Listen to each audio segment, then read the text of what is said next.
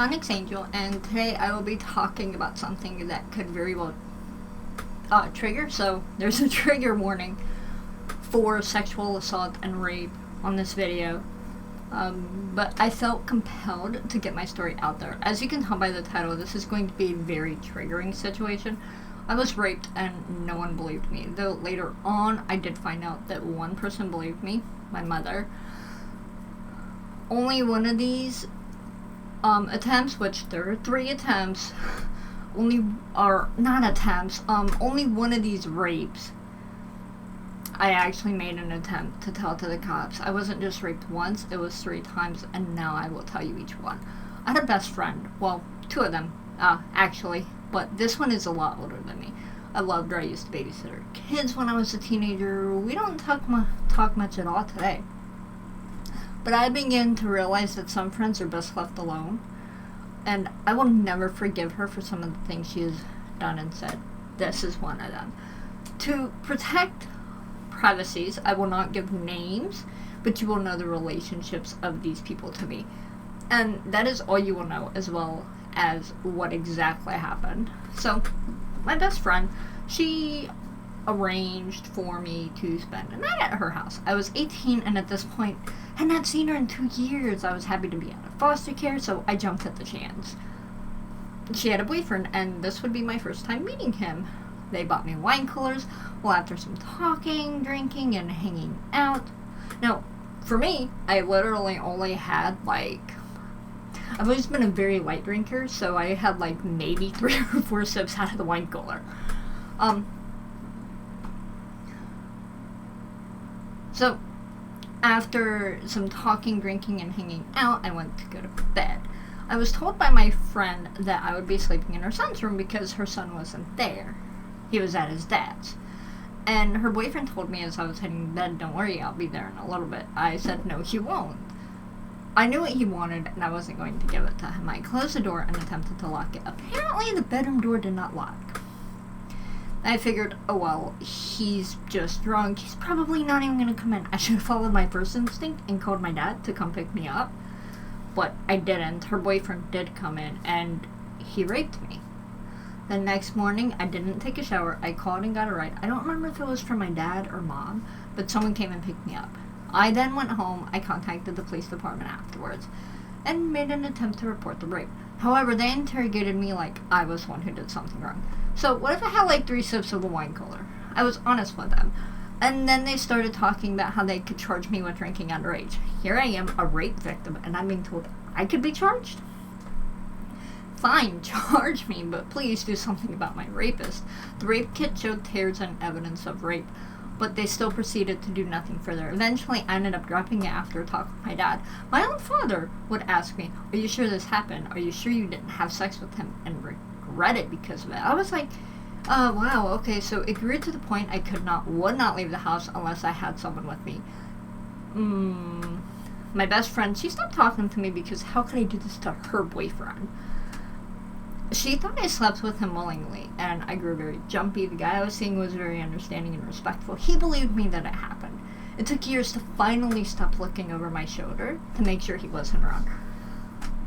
I never truly got justice for that rape because I felt like a criminal. I was treated like I had done something wrong. Maybe that's why rape goes unreported often and rape is walked, because of how women are treated when they do report it. Men too.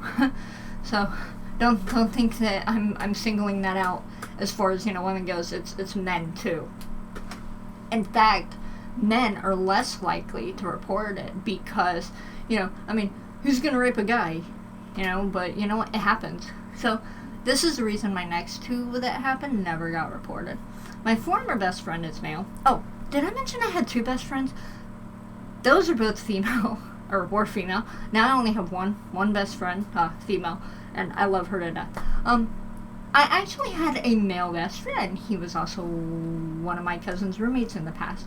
I needed a place to stay after I lost my apartment, and I was told by social services, y'all probably have already seen that video, but I will link that, where they said I couldn't stay with my parents because I was going through all that shit with my kids.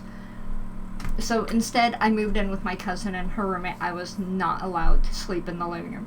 They had a 2-bedroom apartment, which meant I was forced to share a room with her male roommate. I thought I could trust him. He never really put the moves on me before that I can recall, and I was never fully interested in him, and he knew that. I think.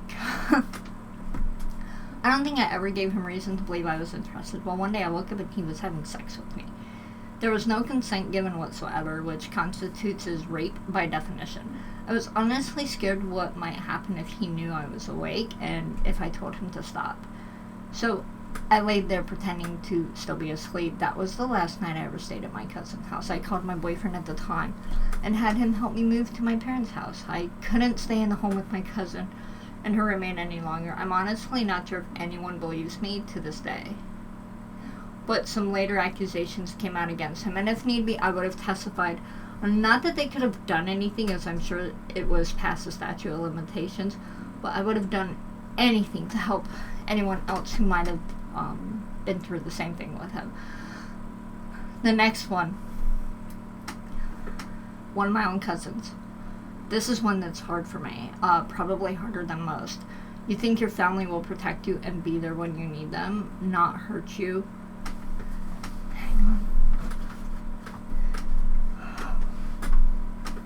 Okay. I don't know where my squishy is right now, and I'm experiencing anxiety just talking about this and dredging this stuff up, but I'm almost done, so I'm sorry.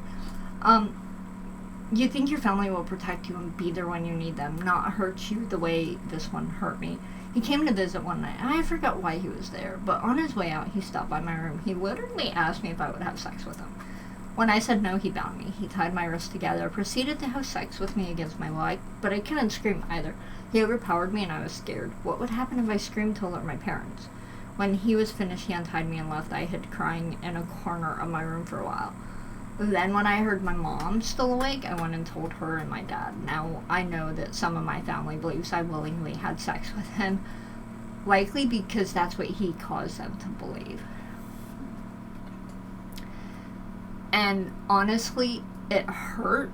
I will say this, it hurt because when I met one of my cousins, I found out that I had an aunt that told him to be careful around me because I have a tendency to try and have sex with my own family, my own cousins. So, I don't know if my family watches my videos or not, but if so, there's the truth behind what really happened between me and a cousin. I'm sorry. So,